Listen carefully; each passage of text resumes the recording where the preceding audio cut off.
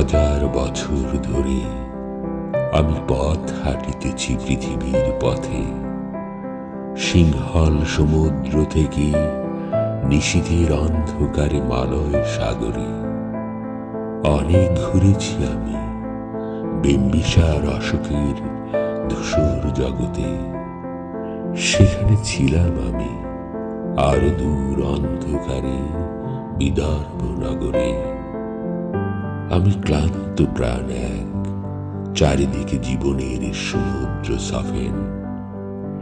আমারে দুদণ্ড শান্তি দিয়েছিল নাটোরের বনলতা সেন। চুল তার কবেকার অন্ধকার বিদিশার নিশা, মুখ তার শ্রাবস্তির কারুকার্য, অতি দূর সমুদ্রের পর হাল ভেঙে যে নাবিক হারাইছে দিশা।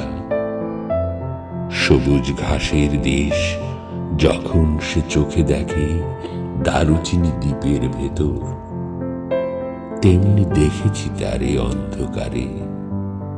বলেছে সে, এতদিন কোথায় ছিলেন?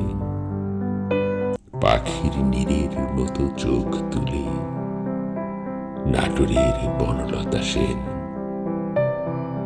সমস্ত দিনের শেষে শিশিরের শব্দের মতো সন্ধ্যা আসে, ডানার রৌদ্রের গন্ধ মুছে ফেলে চিল। পৃথিবীর সব রং নিভে গেলে পাণ্ডুলিপি করে আয়োজন। তখন গল্পের তরে জোনাকির রঙে ঝিলমিল, সব পাখি ঘরে আসে, সব নদী ফুরায় জীবনের সব লেনদেন।